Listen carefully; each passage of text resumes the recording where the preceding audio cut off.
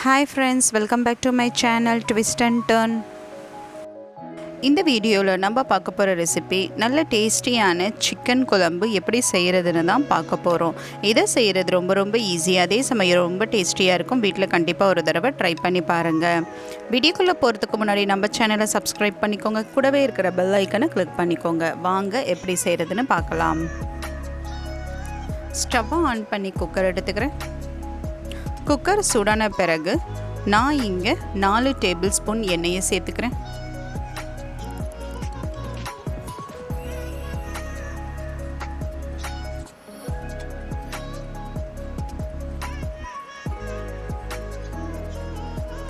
எண்ணெய் சூடான பிறகு பட்டை, கிராம்பு, ஏலக்காய் இதில் எல்லாத்துலேயும் 3 சேர்த்துக்கிறேன்.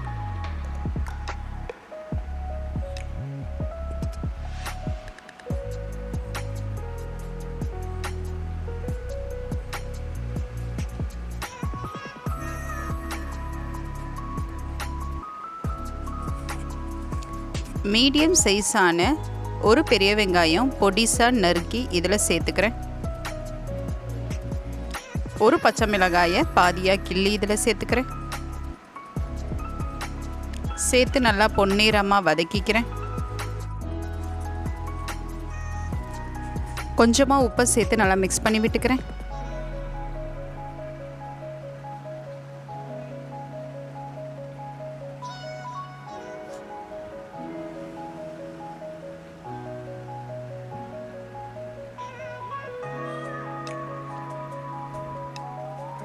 சேர்த்து வெங்காயம் நல்லா வதங்கின பிறகு 2 டேபிள் ஸ்பூன் இஞ்சி பூண்டு விழுதை சேர்த்துக்கிறேன்.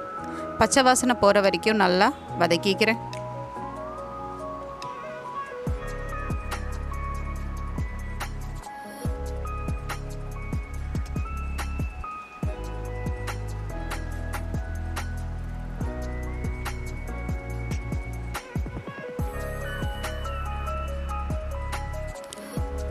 ஒரு டீஸ்பூன் மஞ்சள்தூள், 1 டேபிள் ஸ்பூன் மிளகாய்த்தூள், 2 டேபிள் ஸ்பூன் தனியாத்தூள் இதை எல்லாத்தையும் சேர்த்து நல்லா வதக்கிக்கிறேன்.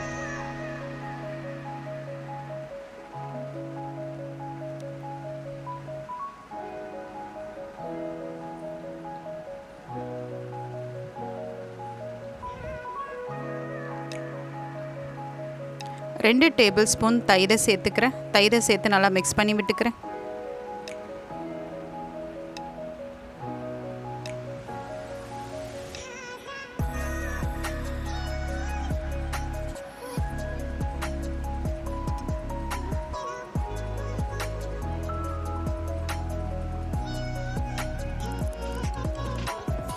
சேர்த்த பொருளோட பச்சை வாசனை போன பிறகு நான் இங்கே க்ளீன் பண்ணி வாஷ் பண்ணி வச்சுருந்த 1/4 கிலோ சிக்கனை நான் இதில் சேர்த்துக்கிறேன்.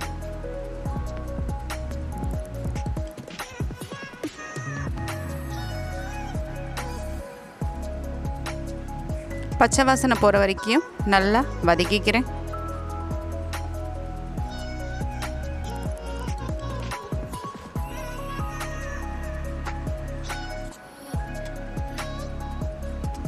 சிக்கனோட பச்சை வாசனை போன பிறகு நான் ஏற்கனவே மீடியம் சைஸான 2 தக்காளியை மிக்சியில் சேர்த்து ஃபைன் பேஸ்ட் ரெடி பண்ணி வச்சுருக்கேன்.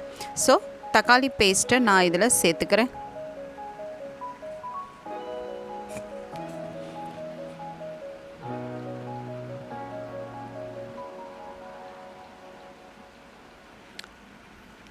தக்காளியோட பேஸ்ட்டை சேர்த்த பிறகு பச்சை வாசனை போகிற வரைக்கும் நல்லா வதக்கிக்கிறேன்.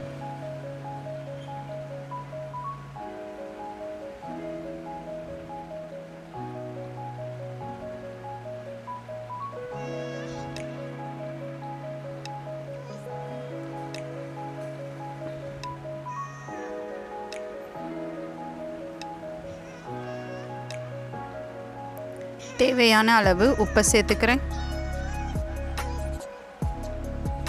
உப்பை சேர்த்து நல்லா மிக்ஸ் பண்ணி விட்டுக்கிறேன்.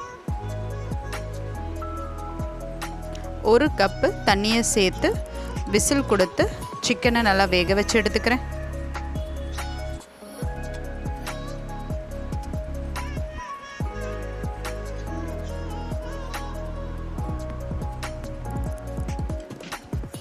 விசில் கொடுத்து முடிச்சாச்சு. வாங்க சிக்கன் வெந்திருக்கான்னு பார்க்கலாம். பாருங்கள், சிக்கன் நல்லா வெந்துருச்சு. சேர்த்த தண்ணியும் ஓரளவுக்கு குறைஞ்சிருக்கு. இப்போ ஒரு கைப்பிடி அளவு கொத்தமல்லியை பொடிசாக நறுக்கி இதில் சேர்த்து நல்லா மிக்ஸ் பண்ணி விட்டுக்கிறேன்.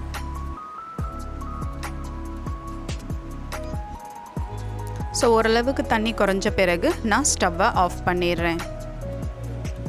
அவ்வளோதாங்க, நல்ல சுவையான மணமான சிக்கன் குழம்பு தயார். இதை செய்கிறது ரொம்ப ரொம்ப ஈஸி, அதே சமயம் ரொம்ப டேஸ்டியாக இருக்கும். வீட்டில் கண்டிப்பாக ஒரு தடவை ட்ரை பண்ணி பாருங்கள்.